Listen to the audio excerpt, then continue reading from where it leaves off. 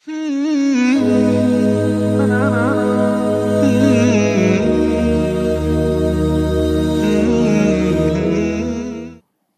بالله من الشيطان الرجيم. بسم الله الرحمن الرحيم. وصلى الله على محمد وعلى آله الطيبين الطاهرين الذين أذهب الله عنهم الرجس وطهرهم تطهيرا. اللهم صل على محمد وآل محمد. ولعنة الدائمة الباقية على أعدائهم ومنكر فضائلهم وغاصب حقوقهم أجمعين من يوم عداوتهم إلى قيام يوم الدين. أما بعد عباد الله، أوصيكم ونفسي بتقوى الله، فإن التقوى خير الزاد وبح المعاد، وتنفع يوم لا ينفع فيه مال ولا بنون إلا من أتى الله بقلب سليم. وصلى الله على محمد وعلى آله الطيبين الطاهرين. اللهم صل على محمد وآل محمد وعجل فرجهم. আমার প্রিয় দর্শক ও শ্রোতাবৃন্দ, আসসালামু আলাইকুম ওয়া রাহমাতুল্লাহি ওয়া বারাকাতুহু। আপনাদের সকলকে আন্তরিক সালাম ও শুভেচ্ছা জানিয়ে আজকের অনুষ্ঠান ইসলাম ইন বাংলায় আপনাদেরকে স্বাগতম জানাই। আজ পবিত্র শাবান মাসের 4 তারিখ, যেদিন বাবুল মুরাদ, বাবুল হাওয়াইজ হজরত আবুল ফজলিল আব্বাস আলাইহিসসালামের শুভ জন্মদিবস। সুতরাং আপনাদের সকলকে মাওলা আবুল ফজল আব্বাস আলাইহিসসালামের শুভ জন্মদিন উপলক্ষে আন্তরিক অভিনন্দন ও মোবারকবাদ জানাই। আশা করি আপনারা যে যেখানে আছেন ভালো আছেন, কুশল ও মঙ্গলে আছেন, সুখে থাকুন, শান্তিতে থাকুন, সমস্ত প্রকারের দুঃখ কষ্ট থেকে মুক্তিতে থাকুন। আল্লাহ রব্বুল আলামিনের কাছে এই কামনা করি। যারা অসুস্থ, আল্লাহ তাদেরকে সুস্থতা দান করুন। যারা ঋণে ভুগছে, আল্লাহ তাদেরকে ঋণ মুক্তি করুন। ওইরূপ যাদের জীবনে কোনো প্রকারের অভাব বা অশান্তি আছে, আল্লাহ রব্বুল আলামিন তাদের সকলের জীবনে সুখ শান্তি দান করুন ও সকলের মনোকামনা আশাকে পূরণ করুন। আমাদের সকলকে সৎ পথে চলার, অসৎ পথ থেকে দূরে থাকার এবং এক অপরকে সৎ উপদেশ দেওয়ার তৌফিক দান করুন। আমরা যেন সত্য বা হক জিনিসকে জেনে শুনে মেনে তার উপরে আমাল করে সেটা অন্যদের সামনে তুলে ধরতে পারি বা সকলের কাছে পৌঁছে দিতে পারি। আল্লাহ রব্বুল আলামিন আমাদেরকে সেই মনোবল ও নেক তৌফিক দান করুন। আমিন ইয়া রাব্বাল আলামিন। এই দোয়ার সঙ্গে আজকের পর্ব শুরু করতে চলেছি। যেমন আমি খুতবার শুরুতে বললাম, আজ মাওলা আবুল ফজল আব্বাস আলাইহিসসালামের শুভ জন্মদিন, তাই আমি ওনার সংক্ষিপ্ত জীবনী এবং ওনার জীবন থেকে আমরা কি শিক্ষা লাভ করতে পারি বা ওনার কেরামত ও মোজেজাত আপনাদের সামনে তুলে ধরতে চাই। আশা করি আজকের এই এপিসোড থেকে আপনারা সবাই লাভবান হবেন। মাওলা আবুল ফজল আব্বাস মাওলা আলী আলাইহিসসালামের সন্তান ছিলেন, আর ইমামে হাসান ও ইমাম হোসেন আলাইহিসসালামের ভাই ছিলেন। জনাবে ফাতেমা জাহরা সালামুল্লাহ আলাইহার শাহাদাতের পরে মা ফাতেমা জাহরা সালামুল্লাহ আলাইহার ওসিয়ত অনুযায়ী মাওলা আলী আলাইহিসসালাম মাওলা আবুল ফজল আব্বাস আলাইহিসসালামের মা জনাবে উম্মুল বানিনকে বিবাহ করেন। জনাবে জাহরা সালামুল্লাহ আলাইহার ওয়াফাতের প্রায় 5 বছর পরে, 5 বছর পর্যন্ত উনি কোনো বিবাহ করেননি। ওনাকে উদাস বা দুঃখিত দেখে ওনার ভাই আকিল, মাওলা আলী আলাইহিসসালামের ভাই আকিল এসে মাওলা আলী আলাইহিসসালামকে বললেন, এই আলী, আর কতদিন এইভাবে দুঃখ কষ্টের সঙ্গে জীবনযাপন করবে। তুমি এখন যুবক, জওয়ান, তোমার প্রয়োজন আছে জীবনসাথীর। সুতরাং হযরত ফাতেমা জাহরা যার সম্পর্কে ওসিয়ত করে গেছেন, তুমি তাকে নিজের জীবনসাথী করো। সুতরাং তারপরে জনাবে আকিলের পরামর্শে মাওলা আলী আলাইহিস সালাম জনাবে উম্মুল বানিনকে বিবাহ করেন। আর বিবাহর পরে প্রায় 10 বছর মাওলা আলী আলাইহিস সালাম ও জনাবে উম্মুল বানিন কোনো সন্তান নেননি।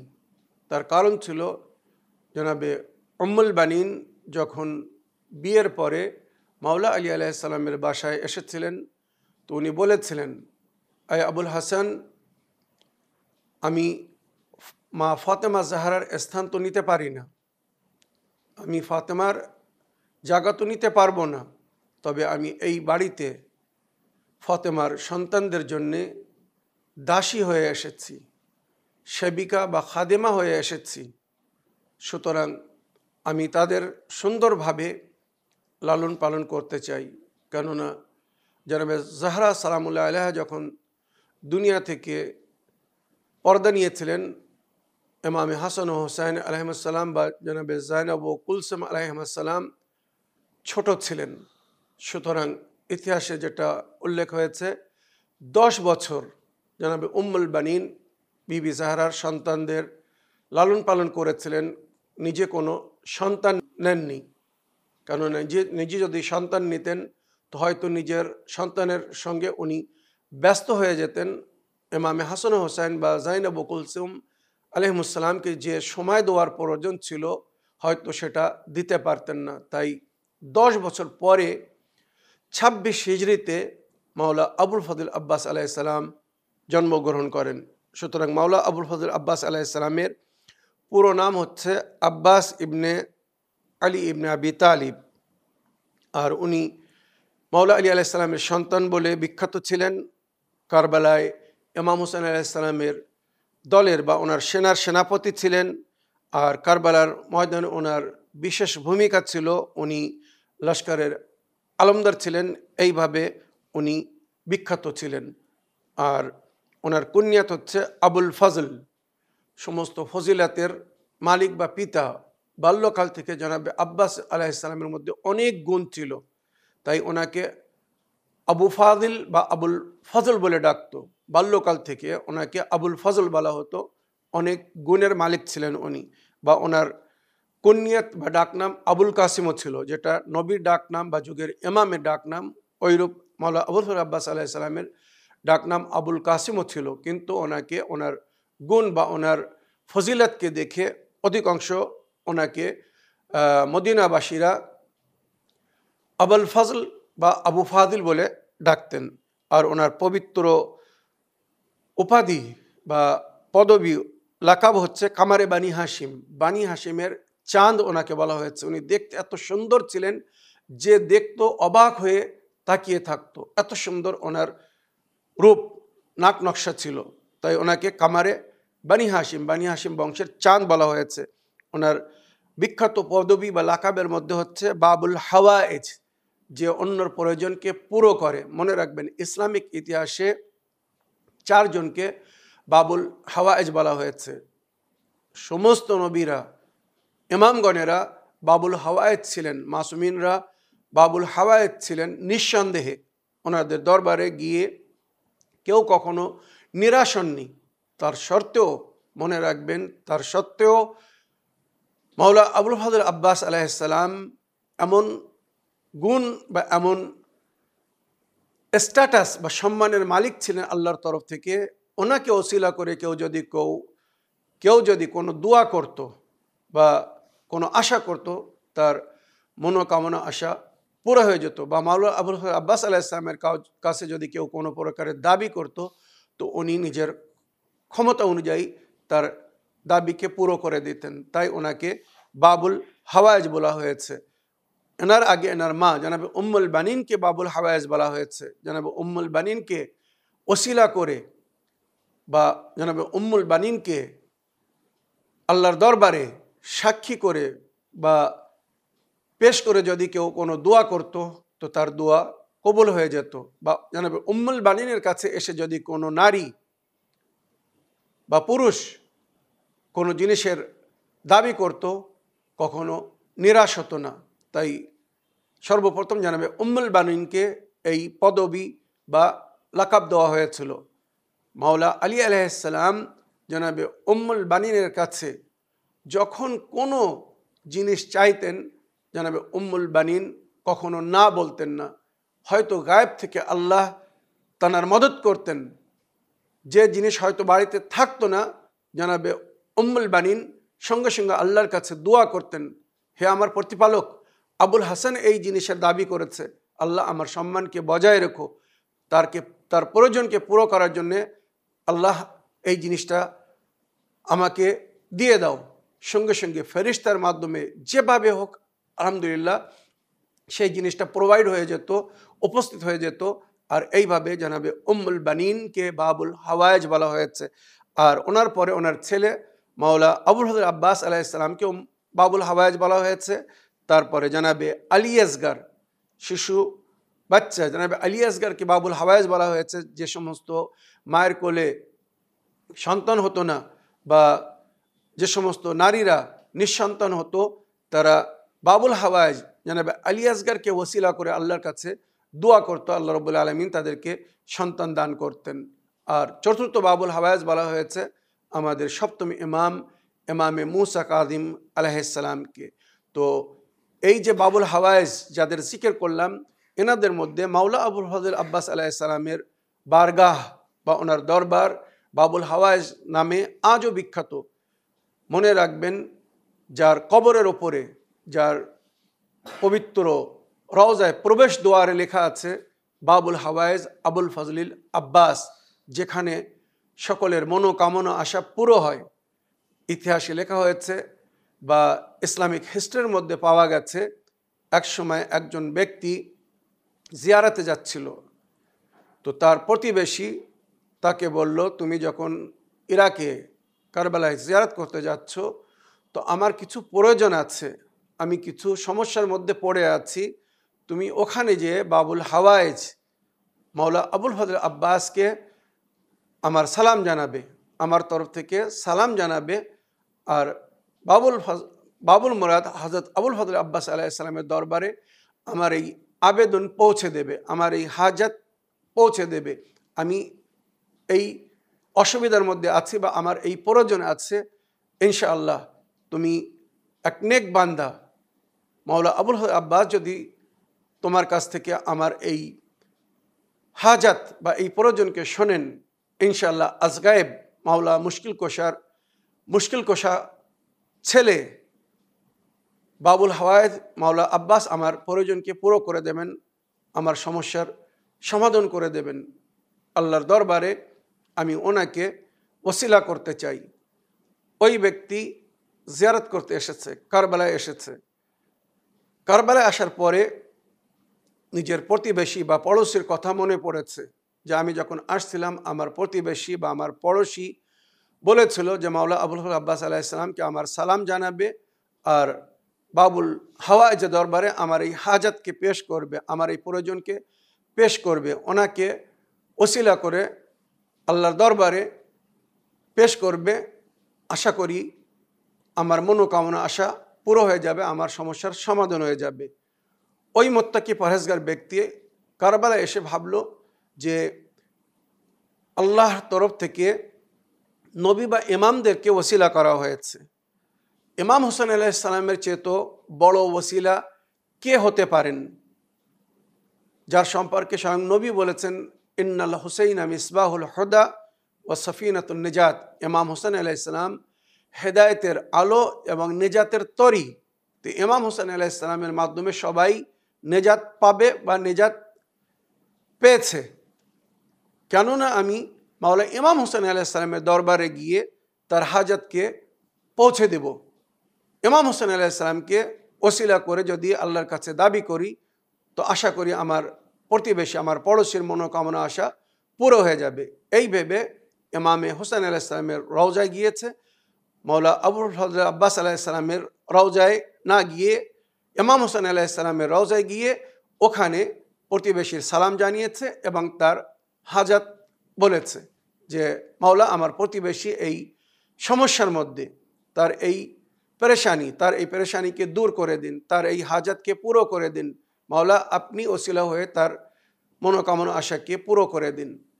এইভাবে সে ইমাম হোসেন আলাইহিস সালামের বারগাহে, ইমাম হোসেন আলাইহিস সালামের দরবারে ওনার জরিতে নিজের প্রতিবেশীর সালাম পৌঁছেছে আর হাজাত পৌঁছে দিয়েছে। পৌঁছে দিয়ে এসে সে মুসাফির খানায় গিয়ে শুয়ে পড়েছে। যখন শুয়ে পড়েছে সে স্বপ্ন দেখছে ইমাম হোসেন আলাইহিস সালাম এসেছেন, এসে বলছেন তুমি সাহেবে আমানতকে তার আমানত পৌঁছাওনি, তুমি ভুল করছো, তোমার প্রতিবেশী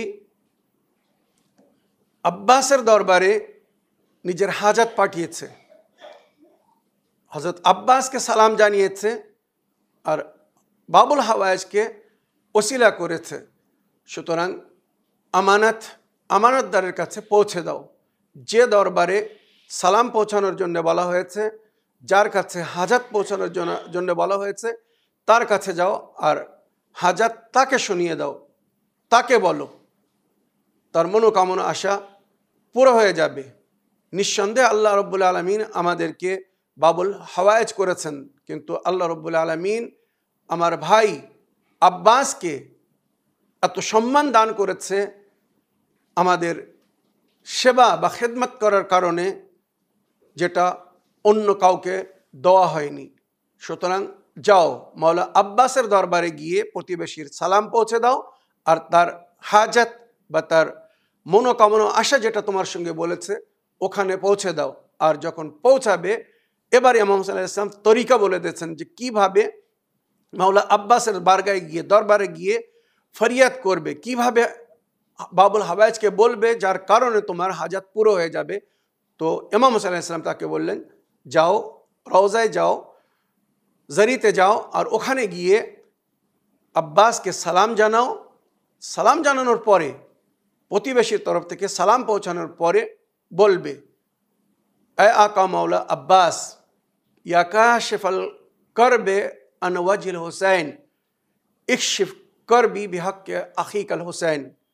এই ইমাম হোসেন আলাইহিস সালামের দুঃখ কষ্টকে নিবারণকারী, আমার দুঃখ কষ্টকে নিবারণ করুন, বা আমার প্রতিবেশীর দুঃখ কষ্টকে নিবারণ করুন, তার সমস্যার সমাধান করে দিন, তার হাজাতকে পুরো করে দিন।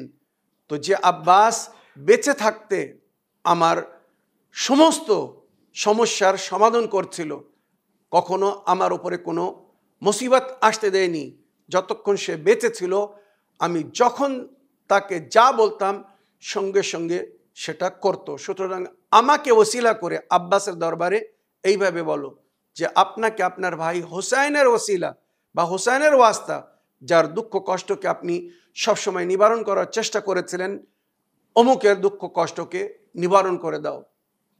ইসলামিক ইতিহাসের মধ্যে লেখা হয়েছে ওই ব্যক্তি ভোর হয়েছে, সঙ্গে সঙ্গে সকালের আজানের আগে মাওলা আব্বাসের জরিতে দরগায় পৌঁছে গেছে, আর পৌঁছে গিয়ে যেভাবে ইমাম হোসেন আলাইহিস সালাম তাকে বলেছিলেন ওইভাবে বাবুল হাওয়াইজের দরবারে নিজের প্রতিবেশীর সালাম জানিয়েছে, তার হাজাত বা প্রয়োজনকে বলেছে ইয়া কাশিফাল করবে আন ওয়াজিল হুসাইন ইকশিফ করবি বিহক্কে আখিকাল হুসাইন। সুতরাং যখন পৌঁছে দিয়েছে সে 3 দিন পরে জিয়ারত করে বাড়িতে ফিরে গিয়েছে। বাড়িতে গিয়ে নিজের প্রতিবেশীর সঙ্গে সাক্ষাৎ করতে গেছে, বা প্রতিবেশী তার সঙ্গে সাক্ষাৎ করতে এসেছে, জিয়ারত থেকে ফিরে গিয়েছিল বলে তাকে এসে ধন্যবাদ জানাচ্ছে। জানেন কি বলে? অমুক দিন সকালে সূর্য উদয় হওয়ার আগে আমি যে সমস্যা নিয়ে বছর কি বছর কষ্টে ছিলাম, যে কষ্ট ভোগ করছিলাম, হঠাৎ সকালে সূর্য উদয় হওয়ার আগে আমার সেই সমস্যার সমাধান হয়ে গেছে, আমার প্রয়োজন পুরো হয়ে গেছে, আমার হাজাত রওয়াই হয়েছে। তখন ওই জায়ের বলছে, তুমি ঠিক বলেছ। ওই সময় আমি মাওলা আব্বাসের দরবার গিয়ে, মাওলা আব্বাস আলাইহিস সালামের বারগায় গিয়ে ইমাম হোসেন আলাইহিস সালামের কথা মতো সালাম জানিয়ে তোমার সমস্যা বলেছিলাম। সুতরাং সেখান থেকে ইতিহাসে লেখা হয়েছে, যখন কোনো মমিন কোনো সমস্যার মধ্যে পড়ে, বিপদের মধ্যে পড়ে, বালা মুসিবতের গ্রেফতার হয়, বা জীবনে কোনো সমস্যা আসে বা বড় প্রয়োজন হয়, তো ইমাম হোসেন আলাইহিস সালাম যেভাবে বলেছেন, এইভাবে যদি মাওলা আবুল ফজল আব্বাসকে, বাবুল হাওয়ায়েজকে স্মরণ করা হয়, তো গায়েব থেকে সে মদত পায় আর তার সমস্যার সমাধান হয়ে যায়, তার প্রয়োজন পুরো হয়ে যায়। তো এ বিষয়ে বলা হয়েছে, যদি কেউ মাওলা আবুল ফজল আব্বাসকে, বাবুল হাওয়ায়েজকে ওসিলা করতে চায়, তো সে আগে যেন মাওলা আবুল ফজল আব্বাস আলাইহিস সালামের জিয়ারত পড়ে। আর আজকের দিন ওনার শুভ জন্মদিন, সুতরাং আপনারা মাওলা আবুল ফজল আব্বাস আলাইহিস সালামের জিয়ারত পড়তে ভুলবেন না। সমস্ত ইসলামিক অ্যাপের মধ্যে, দোয়ার বইয়ের মধ্যে জিয়ারত দোয়া আছে। বিশেষ করে জান্নাতের চাবি যে বইটি প্রিন্ট করা হয়েছে, এর মধ্যে মাওলা আবুল ফজল আব্বাস আলাইহিস সালামের জিয়ারত দোয়া আছে। জিয়ারত পড়বেন, তারপরে 2 রাকাত নামাজ পড়বেন, সকালের নামাজের মতো 2 রাকাত নামাজ পড়বেন, আর ওই নামাজের সওয়াব মাওলা আবুল ফজল আব্বাস আলাইহিস সালামকে হাদিয়া করবেন, উপহার দেবেন। তারপরে এবারে মাওলা আবুল ফজল আব্বাস আলাইহিস সালামের দরবারে ইয়া কাশিফাল করবে আন ওয়াজহিল হুসাইন ইকশিফ করবি বিহাক্কে আখিকাল হুসাইন, এই ইস্তেগাসা 4 বার করবেন। হযরত আব্বাস আলাইহিস সালামের নামের মধ্যে 4টি অক্ষর, আইন, বে, আলিফ, সিন। সুতরাং 4 বার ইয়া কাশিফাল করবে আন ওয়াজহিল হুসাইন ইকশিফ করবি বিহাক্কে আখিকাল হুসাইন, এই বলার পরে মাওলা আব্বাস আলাইহিস সালামকে ওসিলা করে মনে মনে নিজের বেদনা, নিজের কষ্ট, দুঃখ বা সমস্যা যার মধ্যে আপনি পড়ে আছেন বা যে কষ্টের মধ্যে আছেন, সেই কষ্টকে মাওলা আব্বাসের হাওয়ালা করে দিন, যে এ মাওলা মুশকিল কোশা ছেলে, এ বাবুল হাওয়ায়েজ, ইমাম হোসেন আলাইহিস সালামের কষ্টকে যিনি নিবারণ করেছিলেন, আমার কষ্টকে নিবারণ করে দিন, আমাকে এই দুঃখ থেকে, এই কষ্ট থেকে মুক্তি দিন, আমার এই প্রয়োজনকে পুরো করে দিন, বাবুল হাওয়ায়েজ আমার এই হাজাতকে পুরো করে দিন। ইনশাআল্লাহ আশা করি অতি শীঘ্র তার মনোকামনা আশা পুরো হয়ে যাবে বা তার হাজাত পুরো হয়ে যাবে। বিস্তারিত একটি ঘটনা যদি আজকের এই এপিসোডের শেষে আমি শোনাতে পারি বা সময় হয়, শোনাবো। আমি যে শহরে থাকি, এই বোম্বেরই একটি প্র্যাকটিক্যাল ঘটনা। মাওলা আব্বাসকে যদি কেউ ডাকে বা মাওলা আব্বাস আলাইহিস সালামের কাছে যদি কেউ মুসিবতের সময়, কষ্টের সময় ফরিয়াদ করে, তো মাওলা আবুল ফজল আব্বাস আলাইহিস সালাম তার ফরিয়াদ রাসির জন্যে, তার সমস্যার সমাধানের জন্যে সঙ্গে সঙ্গে সেখানে পৌঁছে যান। এর জন্যে মুসলমান হওয়ারও প্রয়োজন নেই, শুধু অন্তর থেকে একটি ভালোবাসার প্রয়োজন আছে, আকিদাতের প্রয়োজন আছে। যদি কেউ আকিদাতের সঙ্গে, সম্মানের সঙ্গে, ভালোবাসা ও মহব্বতের সঙ্গে মাওলা আব্বাসকে ডাকে, তো সে যদি নন মুসলিমও হয়, মাওলা আব্বাস তার মদত করেন। এক স্বর্ণকারের ঘটনা আজকের এই এপিসোডের শেষে শোনাবো, তবে আগে আমি ওনার যে জীবনী শোনাচ্ছিলাম এটা পুরো করতে চাই। মাওলা আবুল ফজল আব্বাস আলাইহিস সালামের 3য় পদবী লাকাব আলমদার। আলমদার মানে ইসলামের পরচাম। মনে রাখবেন, সর্বপ্রথম এই ইসলামিক পতাকা, নবী করিম সাল্লাল্লাহু আলাইহি সাল্লামের দিনের নিশানি, যুদ্ধে যাওয়ার সময় মুসলমানদের বা ইসলামের যে পতাকা সেনাপতির হাতে থাকতো, তো সর্বপ্রথম এই পতাকা মুসআব ইবনে উমাইরকে দেওয়া হয়েছিল, তারপরে জনাবে জাফরে তৈয়ারকে দেওয়া হয়েছিল, তারপরে মাওলা আলী আলাইহিস সালামকে দেওয়া হয়েছিল, তারপরে এই পতাকা মাওলা আবুল ফজল আব্বাস আলাইহিস সালাম পেয়েছিলেন। কারবালার ময়দানে এই পতাকা, ইসলামের পতাকা ওনার হাতে ছিল বলে ওনাকে আলমদার বলা হয়। সাক্কা, সাক্কা মানে পানি পিলানেওয়ালা। কারবালার ময়দানে মাওলা আবুল ফজল আব্বাস আলাইহিস সালাম যতক্ষণ বেঁচে ছিলেন, আপনারা জানেন মুহররমের 7 তারিখ পর্যন্ত মাওলা আবুল ফজল আব্বাস আলাইহিস সালাম কাফেলায় হোসাইনিকে পানি প্রোভাইড করেছিলেন, বা সফরে যেখানে পানির প্রয়োজন ছিল সমস্ত জায়গায় মাওলা আব্বাস পানির ব্যবস্থা করেছিলেন, তাই ওনাকে সাক্কা খানায় আবুল ফজল আব্বাস বলা হয়। সাক্কায় হারামে হোসাইনি বা সাক্কা আবুল ফজল আব্বাস বলা হয়। তৈয়ার ওনার এই পানি আনতে গিয়ে শেষে আশুরার দিন মনে রাখবেন, খেমায় বাচ্চারা পিপাসায় আল আতাশ বলে আওয়াজ দিচ্ছিল, হায় পিপাসা, হায় পিপাসা।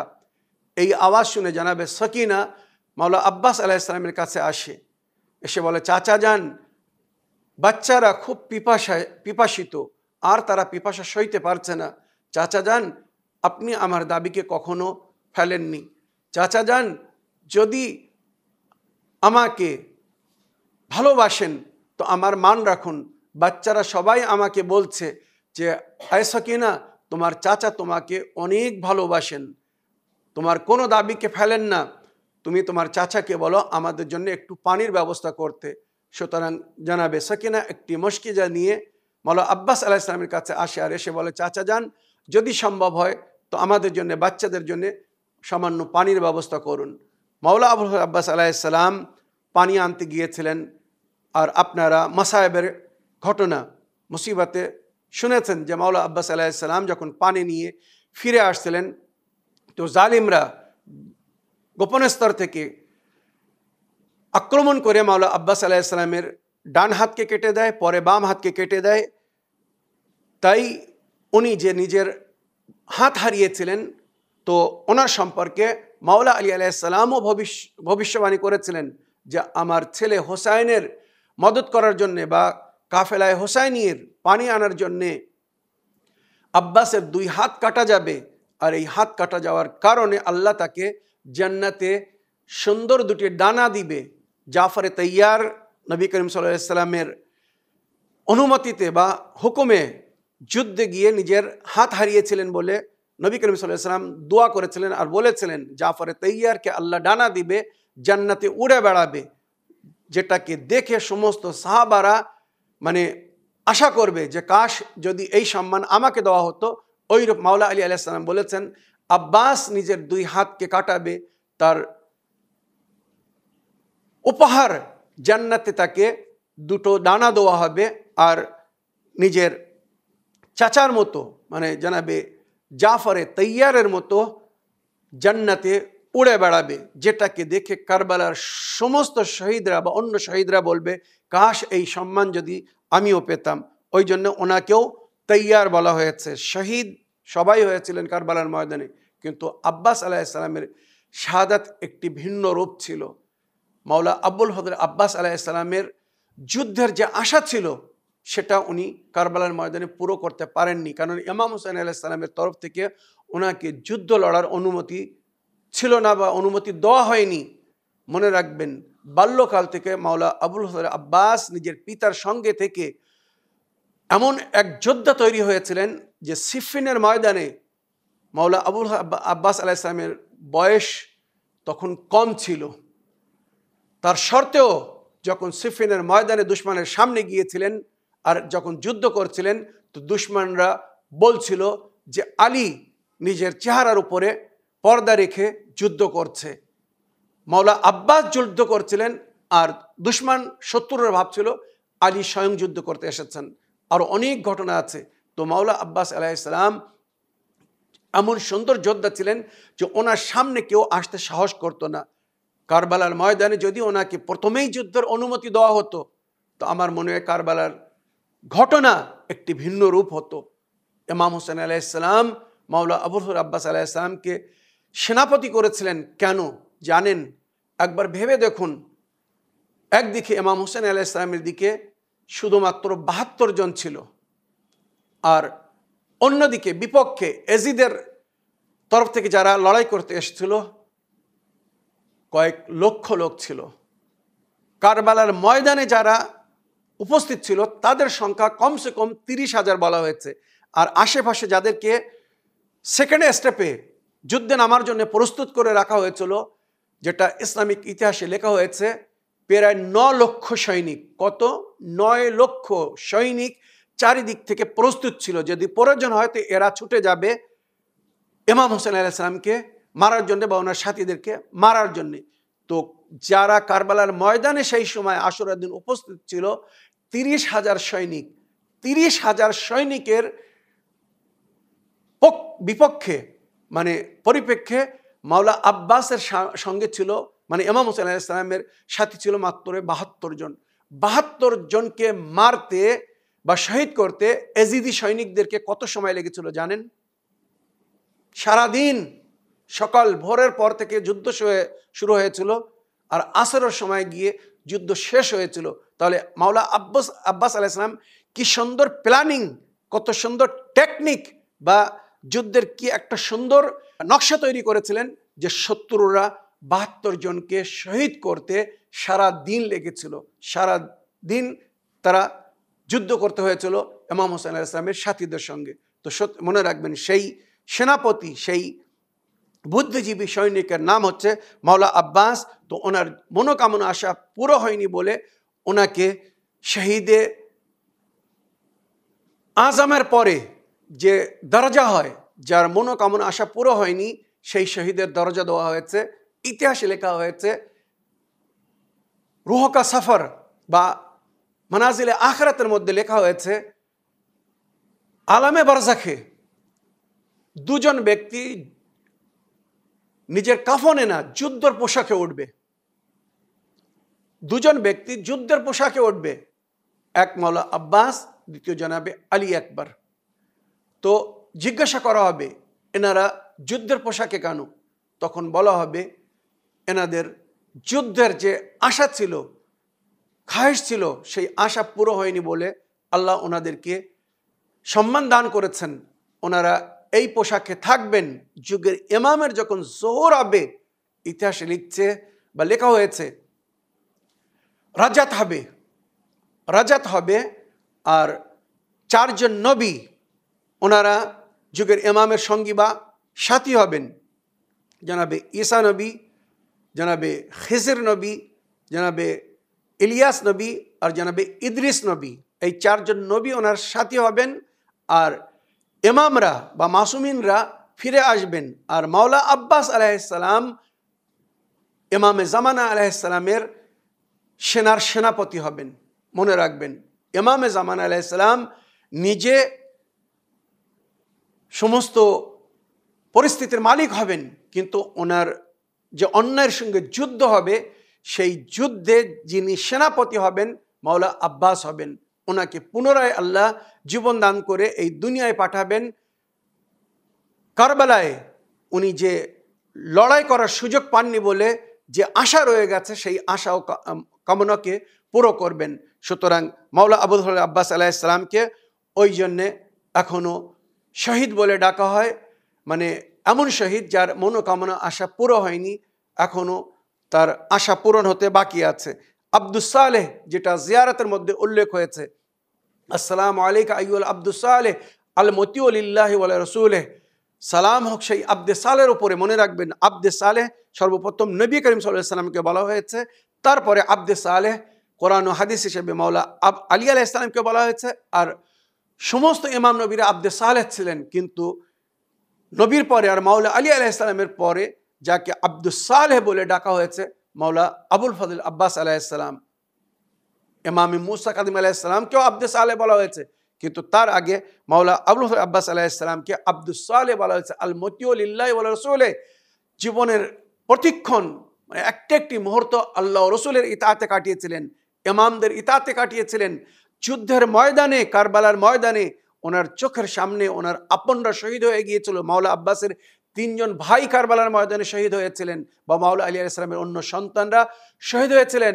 মাওলা আব্বাস চাচ্ছিলেন ওনাকে যুদ্ধের অনুমতি দেওয়া হোক, উনি যেন সেই সমস্ত জালিম হত্যাকারীদেরকে শেষ করতে পারেন যারা ওনার আপনদেরকে মেরেছিল।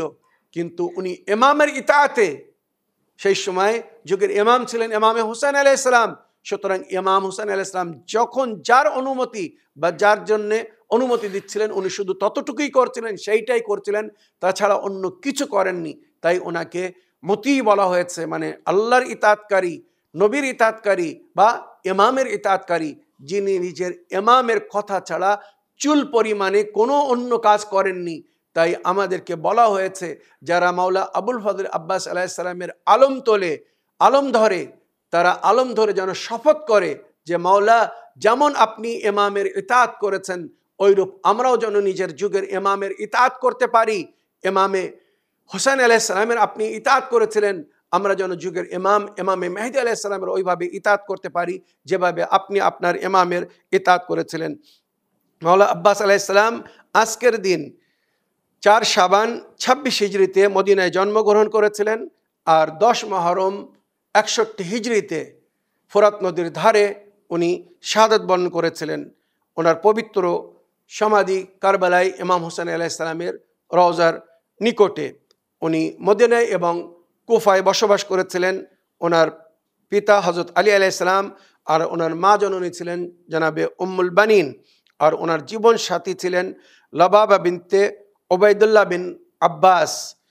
আর ওনার সন্তানদের মধ্যে যে নাম উল্লেখ হয়েছে ফজল এবং ওবায়দুল্লাহ, আর ওনার টোটাল বয়স ছিল 34 বছর। এই যে মাওলা আবুল ফজল আব্বাস আলাইহিস সালামের সংক্ষিপ্ত জীবনী আপনাদেরকে শোনালাম, আশা করি এর থেকে আপনারা লাভবান হয়েছেন। তবে এখানে সামান্য কয়েকটা জিনিস আমি উল্লেখ করব যে মাওলা আবুল ফজল আব্বাস আলাইহিস সালামকে প্রতিদিন যে কোনো এক সময় সালাম করবেন, আর নিজের জীবনের প্রয়োজনকে মাওলা আব্বাসের মাধ্যমে, বাবুল হাওয়ায়েজের মাধ্যমে আল্লাহর দরবারে পেশ করবেন। দেখবেন কিভাবে মনোকামনা আশা পুরো হয়। আসসালামু আলাইকা ইয়া আবুল কাসিম, আসসালামু আলাইকা আবুল ফজলিল আব্বাস, আইয়ুহাল আব্দুস সালেহ আল মুতিউ লিল্লাহি ওয়া রাসূলিহি, আশহাদু আন্নাকা জাহাদতা ওয়া নাসাহতা ওয়া সাবারতা হাত্তা তাকাল ইয়াকিন, ফালানাল্লাহু যালিমিন লাকুম মিনাল আউয়ালিন ওয়াল আখিরিন। এইভাবে মাওলা আবুল ফজল আব্বাস আলাইহিস সালামকে 1 মিনিট লাগবে জিয়ারত করতে। এরপরে যদি মাওলা আব্বাসকে, বাবুল হাওয়ায়েজকে ওসিলা করে আল্লাহর দরবারে নিজের আবেদন বা বেদনা পেশ করেন, নিশ্চয়ই আল্লাহ রাব্বুল আলামিন শুনবেন এবং মনোকামনা আশা পুরো করে দেবেন।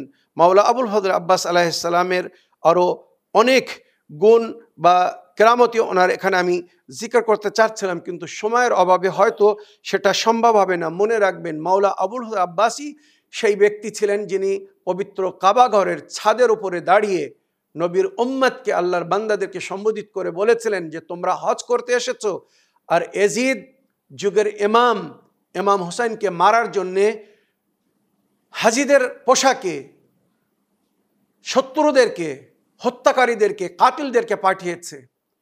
মনে রেখো, যুগের ইমামকে যদি তোমরা না চেনো, না মানো, তার কথা না শোনো, তো তোমাদের এই হজ, এই নামাজ, এই রোজা, এই ইবাদত কোনো কাজে আসবে না। কেননা এটা নবীর আহলে বাইতের হাদিস, মারিফাত আহলে কুল্লি জামানিন ইমামহুম আল্লাযী ইফতারাদাল্লাহু তাআতাহু। আল্লাহর মারিফাত, নিজের যুগের ইমামকে চিনে তার ইতাআত করা, তার কথা মানা। তো তোমাদের যুগের ইমাম হচ্ছেন ইমামে হোসেন আলাইহিস সালাম। সুতরাং তাকে চেনো, তাকে জানো, তাকে মানো, তাহলে তোমাদের নামাজ, রোজা, হজ ইত্যাদি কবুল হবে। আল্লাহ ইমামকে আব্দ মাবুদের মাঝখানে, মানে নিজের মাঝখানে, নিজের বান্দাদের মাঝখানে ওসিলা করেছে। সেই ওসিলাকে ছেড়ে যদি তোমরা উপাসনা করো, ইবাদত করো, তো তোমাদের কোনো ইবাদত কোনো কাজে আসবে না, তোমাদের এই হজ জিয়ারত কিছুই কবুল হবে না। সুতরাং তোমরা যদি সত্যি নিজের ইমামের মারিফাত রাখো, তো ইমাম হোসেন আলাইহিস সালামের কথা শুনে তার কথার উপরে চলো। কিন্তু দুঃখের বিষয়, কেউ কথা শুনেনি। সামান্য কিছুজন ইমাম হোসেন আলাইহিস সালামের সাথে ছিল, যারা পবিত্র কাবা ঘরের সম্মানকে বজায় রাখার জন্যে যখন চারিদিক থেকে এজিদি সেনাবাহিনী এহরামের পোশাকে, হাজির পোশাকে এসে ঘিরে নিয়েছিল, ইমাম হোসেনকে পবিত্র কাবা ঘরে মেরে ফেলবে বলে, হত্যা করবে বলে, কেটে ফেলবে বলে, শহীদ করবে বলে, ইমাম হোসেন নিজের এই সাথীদেরকে নিয়ে ওখান থেকে ওয়াদিয়ে মাহসার চলে গিয়েছিলেন। আজ যেখানে কোরবানি হচ্ছে, মেনায় কোরবানি হতো, কিন্তু এখন সেটাকে সরিয়ে ওয়াদিয়ে মাহসার, যেখানে ইমাম হোসেন আলাইহিস সালাম চলে গিয়েছিলেন, যে যদি আমাকে আল্লাহর পথে কোরবানি দিতে হয়, আমাকে যদি মারা হয় বা শহীদ করা হয়, তো পবিত্র কাবাগারের বা হারামের সম্মান যেন আঘাত না পায়, তাই উনি ওয়াদিয়ে মাহসার চলে গেছিলেন। আর ইসলামিক ইতিহাসে লেখা হয়েছে ওনার সঙ্গে মাত্র 66 জন লোক গিয়ে নিয়েছিল, যেখানে হাজারো লোক হজ করতে এসেছিল, কিন্তু ইমাম হুসাইন আলাইহিস সালামের সঙ্গে কতজন ছিল? 66 জন। 66 কিসের সংখ্যা জানেন? আল্লাহ শব্দের সংখ্যা। আল্লাহর সংখ্যা হচ্ছে 66। তো সুতরাং যারা আল্লাহওয়ালা ছিল তারা ইমামের সঙ্গে চলে গিয়েছিল, যারা লোক দেখানোর জন্যে, দুনিয়ার নামের জন্যে হজ করতে গিয়েছিল, তারা ইমামের হোসেন আলাইহিস সালামের সঙ্গে যাননি। তো ইমাম মাওলা আব্বাস আলাইহিস সালাম সেই ব্যক্তি ছিলেন যিনি কাবা ঘরের ছাদের উপরে দাঁড়িয়ে খুতবা দিয়েছিলেন। আর কারবালার ময়দানে আপনারা জানেন, শিমারকে মানে যখন এজিদের দলের এক ব্যাটালিয়নের সেনাপতি করা হয়েছিল বা দায়িত্ব দেওয়া হয়েছিল, তো জানাবে উম্মুল বানিন যে গোত্র বা যে কাবিলার ছিলেন, শিমিরও ওই গোত্র বা ওই কাবিলার ছিল। সুতরাং ওবায়দুল ইবনে জিয়াদের কাছ থেকে উম্মুল বানিনের সন্তানদের জন্য আমান নামা নিয়েছিল, যে উম্মুল বানিনের ছেলেরা মানে মাওলা আব্বাস এবং ওনার 3 ভাই জাফর, উসমান বা ওবায়দুল্লাহ, এদের নামে আমান নামা নিয়েছিল 4 ভাইয়ের নামে। কারবালার ময়দানে এসে 9 তারিখে আব্বাস আলাইহিস সালামকে শিমির আওয়াজ দিচ্ছে দূর থেকে। ইমাম হোসেন আলাইহিস সালাম তার আওয়াজ শুনলেন, আব্বাস যাও, শিমির তোমাকে ডাকছে, কিছু বলতে চাচ্ছে হয়তো। মাওলা আব্বাস বললেন, আকা, আমি আপনার দরবার থেকে কোথাও যেতে চাই না। আমি জানি শিমির কি চাচ্ছে বা কি বলতে এসেছে। ও আমাকে আপনার থেকে দূরে নিয়ে যেতে চায়। সে জানে যতক্ষণ আমি আপনার সঙ্গে আছি কেউ আপনার নিকটে আসতে পারবে না, কোনো শত্রু আপনাকে আঘাত করতে পারবে না। তাই কল কৌশলে আমাকে বা আমার ভাইদেরকে আপনার থেকে দূরে সরাতে চায়। বাস্তবই সেটাই ছিল। ইমাম হোসেন আলাইহিস সালাম তবুও বললেন, যাও একবার তার কথা শুনে তো নাও। মাওলা আব্বাস যখন খায়মার বাইরে আসলেন, শিমির বলছে, আয় আব্বাস, তোমার মা আর আমি একই কাবিলা বা একই গোত্রের, সুতরাং আরবরা নিজের কাবিলা বা নিজের গোত্রের খেয়াল করে, সেই ভেবে আমি তোমাদের জন্য আমান নামা নিয়ে এসেছি। এই আমান নামা নাও আর আমার সঙ্গে এসো, পুরস্কার পাবে, যা চাবে তাই পাবে। আর যদি আমার সঙ্গে নাও আসতে চাও তো কারবালার ময়দান ছেড়ে চলে যাও, তোমাদের কোনো ক্ষতি হবে না, তোমাদের পেছনে কেউ আসবে না। ওবায়দুল্লাহ ইবনে জিয়াদ তোমাকে আমান নামা দিয়েছে। মাওলা আব্বাস ওই আমান নামা নিয়ে ছিঁড়ে টুকরো টুকরো করে ফেলে দিলেন আর বললেন, লানাত হোক ওবায়দুল ইবনে জিয়াদের আমান নামার উপরে। নবীর নওয়াসা ফাতেমার লালকে আমি মুসিবতে ফেলে কারবালা থেকে চলে যাব, তুই এটা ভাবছিস? আল্লাহ যাকে আমান দেবে সেই আমান পাবে। আমি জাহান্নামের আগুন থেকে আমান পাই, আমান চাই। এই দুনিয়ার লোভ লালসায় ওবায়দুল্লাহ ইবনে জিয়াদের আমান নামার কোনো প্রয়োজন নেই। এই বলে পায়ে চটকে তাকে তাড়িয়ে দিলেন। এই ব্যক্তি ছিলেন মাওলা আবুল ফজল আব্বাস। কত সম্মানিত ব্যক্তি ছিলেন এবারে ভেবে দেখুন। তো ওই জন্যে মাওলা আবুল ফজল আব্বাস আলাইহিস সালামকে আল্লাহ রসুল বা আহলে বাইতের তরফ থেকে অনেক সম্মান দান করা হয়েছে, আর ওনার মাধ্যমে অনেকের প্রয়োজনকে আল্লাহ পুরো করেছেন। শেষে যেটা ওয়াদা করলাম যে একটা ছোট ঘটনা শোনাই, যে মাওলা আবুল ফজল আব্বাস কিভাবে ফরিয়াদ শুনে সঙ্গে সঙ্গে চলে আসেন, যেটা অনেক বইয়ের মধ্যে, প্রাচীন বইয়ের মধ্যে লেখা হয়েছে। এই বোম্বেতে জাভিরি বাজার, সোনার বাজার, মনে রাখবেন বিখ্যাত বাজার, ওই বাজারে এক স্বর্ণকার ছিল, তার সোনার দোকান ছিল। আর আজ থেকে 150 বছর আগের ঘটনা বলছি। বাকরিয়া ইমামবাড়া থেকে, বোম্বের বিখ্যাত ইমামবাড়া, যে ইমামবাড়াকে এখন জানাবিয়া ইমামবাড়া বলা হয়, ওখান থেকে মহরমের আশুরার জুলুস বাইর হতো। আর প্রাচীন কবরস্থান মারিন ড্রাইভ, সমুদ্রের ধারে শিয়াদের বড় কবরস্থান ছিল, ওখানে গিয়ে জুলুস শেষ হতো। মাঝখানে ভিন্ডি বাজার, জাভিরি বাজার হয়ে ওই জুলুস যেত। তো জাভিরি বাজার দিয়ে যখন জুলুস যাচ্ছিল, তো স্বর্ণকার নিজের দোকান ছেড়ে ওই জুলুস দেখতে এসেছিল। রাস্তা দিয়ে জুলুস যাচ্ছে আর রাস্তার ধারে দাঁড়িয়ে দেখছিল সম্মানের সঙ্গে। আপনারা জানেন মহরমের জুলুসকে সমস্ত ধর্মের লোকেরা সম্মানের নজরে দেখে। ইমাম হোসেন আলাইহিস সালামের থেকে সমস্ত জাত বা ধর্মের লোকেরা আকিদাত রাখে, একটা ভালোবাসা, একটি মহব্বত বা একটি আদর বা আদর্শ বা সম্মান রাখে। সুতরাং সবাই রাস্তার ধারে দাঁড়িয়ে ওই পজিশন বা জুলুসকে যেতে দেখছিল। স্বর্ণকার নিজের দোকান বন্ধ করতে ভুলে গিয়েছিল, সুতরাং দোকানের সামনে রাস্তার ধারে দাঁড়িয়ে জুলুস দেখছিল। মাতম করতে করতে সবাই যাচ্ছে, মাওলা আব্বাসের আলম নিয়ে সবাই যাচ্ছে। সুতরাং সে সম্মানের সঙ্গে, আকিদাতের সঙ্গে, একটি ভালোবাসার সঙ্গে ওই আলম বা ওই নিশানকে দেখছিল। জুলুস যখন ওখান থেকে চলে গেল, এবারে ওই স্বর্ণকার নিজের দোকানে ফিরে আসছে। এসে কি দেখছে, তার দোকানে আর কোনো সোনা নেই। মানে সুযোগ ধরে চোর বা ডাকাত যাই বলুন, তারা এসে দোকানের সমস্ত সোনা থলিতে বা প্যাকেটে ভরে নিয়ে তারা চলে গিয়েছিল। দোকানে এসে যখন দেখছে তার দোকান আর কোনো সোনা নেই, ওই স্বর্ণকার নিজের হাত মুখের ওপরে মারছে আর ফরিয়াদ করছে, আমি লুটে গেছি, আমার আর কিছু নেই, আমার জীবন শেষ হয়ে গেছে, আমার সব কিছু চলে গেছে। ফরিয়াদ করছে, আমি কাকে ধরবো, কাকে দেখবো, আমি তো কাউকে দেখিনি কে চুরি করতে বা কে নিয়ে গেছে। সুতরাং এই হিস্ট্রিতে লেখা হয়েছে ওই ব্যক্তি পুনরায় ছুটে যাচ্ছে কোথায়, ওই মাওলা আব্বাস আলাইহিস সালামের আলমের কাছে। জুলুসের আগে আগে আলম যাচ্ছিল, ছুটে গেছে ওই আলমের কাছে। আলমের কাছে গিয়ে ওই আলমকে ধরে এইভাবে বলছে, এ আব্বাস, যার এই আলম, আমি হয়তো আপনার ধর্মের ধার্মিক না, কিন্তু আপনাকে ভালোবাসি। আর আমি যেটা শুনেছি, দেখেছি বা দেখছি, সবাই আপনার কাছে এসে ফরিয়াদ করছে, দাবি করছে, মনোকামনা আশা আপনার কাছে পাওয়ার আশা করে আলম ধরে তারা মান্যত করছে। আমার দোকান শেষ হয়ে গেছে, আমি আপনার আলম দেখছিলাম, আর ওদিকে আমার দোকান থেকে সব কিছু চুরি হয়ে গেছে, আমার সমস্ত সোনা দানা সব কিছু নিয়ে চলে গেছে। এই সাহেবে আলম, মানে এই আলমের মালিক, যদি আমার ওই স্বর্ণ আমি ফিরে পাই যেটা চুরি হয়ে গেছে বা দুশমান শত্রুরা নিয়ে গেছে, যদি আমি ফিরে পাই, তো আমি ওয়াদা করছি, আমি যতদিন বেঁচে থাকবো আমার বাড়ি থেকে আমি আলম তুলব, আমি মহরমে আমার বাড়িতে মজলিস করব আর আলম তুলব। সে কিন্তু মুসলমান ছিল না।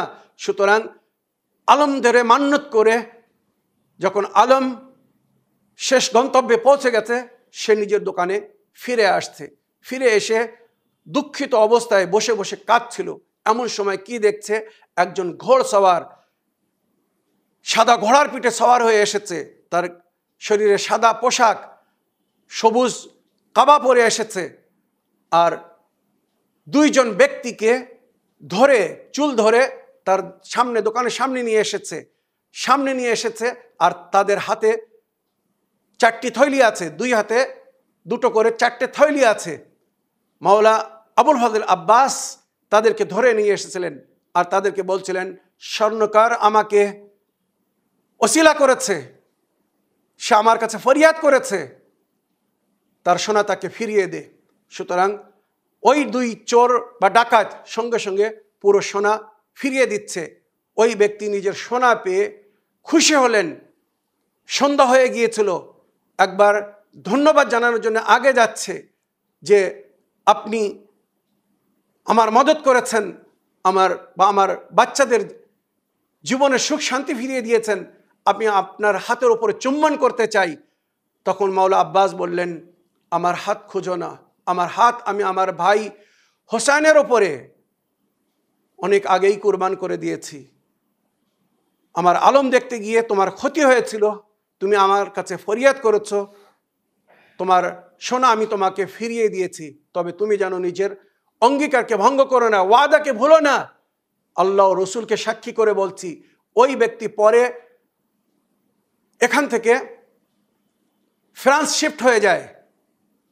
আজও মহরমের 10 দিন ওই ব্যক্তি যতদিন বেঁচে ছিল, মহরমের 10 দিন তার বাড়িতে মজলিস করত আর 10 তারিখে আলম তুলত। আজ সে ব্যক্তি দুনিয়ায় নেই, কিন্তু তার সন্তানরা আজও মহরমের 10 দিন নিজের বাড়িতে মজলিস করে আর মাওলা আব্বাসের আলম তোলে। আর তাদের কথা হচ্ছে, যেখান থেকে আমরা নিজের বাড়িতে এই মজলিস শুরু করেছি আর মাওলা আব্বাসের আলম তুলছি, আলম তোলা শুরু করেছি। আজ পর্যন্ত আমাদের ব্যবসায় কখনো ক্ষতি হয়নি, আমরা ক্ষতিগ্রস্ত হয়নি। আজ পর্যন্ত আমাদের সংসারে কোনো দিন অভাব আসেনি, কোনো দুঃখ কষ্টের সম্মুখীন আমরা হয়নি। আব্বাসের একটি কৃপা আছে, একটি দয়া আছে আমাদের ওপরে, যে আমাদের সমস্ত প্রয়োজন আব্বাসের মাধ্যমে আল্লাহ পুরো করছেন। খোদায়া বাবুল মুরাদ, বাবুল হাওয়াইজ মাওলা আবুল আব্বাস আলাইহিস সালামের ওসিলায় আমাদের সকলের প্রয়োজনকেও পুরো করুন। আমরা যে সমস্যার মধ্যে আছি, যে বিপদের মধ্যে আছি, মাওলা আব্বাসের ওসিলায়, বাবুল হাওয়াইজের ওসিলায় ওই বিপদকে উদ্ধার করুন, ওই সমস্যার সমাধান করে দিন। বাবুল মুরাদ, বাবুল হাওয়াইজকে ওসিলা করে আপনার দরবারে আমি ফরিয়াদ করছি। আমাদের সমস্ত দর্শকবৃন্দদের তরফ থেকে আমি ফরিয়াদ করছি, মাওলা আব্বাস আপনি আমাদের সকলের মুশকিলকে আসান করে দিন, সকলের পেরেশানিকে দূর করে দিন। আল্লাহ রাব্বুল আলামিন আপনাকে সেই সম্মান দান করেছেন, সেই ক্ষমতা দিয়েছেন। আপনি আমাদের জন্যে আল্লাহর দরবারে ওসিলা হয়ে, হাজত রওয়া হয়ে আমাদের হাজাতকে পুরো করে দিন, প্রয়োজনকে পুরো করে দিন। নিঃসন্দেহে আল্লাহ রাব্বুল আলামিন আপনার ওসিলায় আমাদের সমস্যার সমাধান করে দেবেন। আল্লাহ রাব্বুল আলামিন মাওলা আবুল ফজল আব্বাস আলাইহিস সালামের রূহকে শান্তি দান করুন এবং ওনার রূহকে আলামে আরওয়াহে ইমাম নবীদের যে সম্মান দান করেছেন সেই সম্মান দান করুন। এই বলে আমার আজকের বক্তব্য এখানে শেষ করলাম।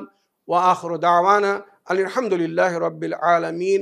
ওয়াসসালামু আলাইকুম ওয়া রাহমাতুল্লাহি ওয়া বারাকাতুহু।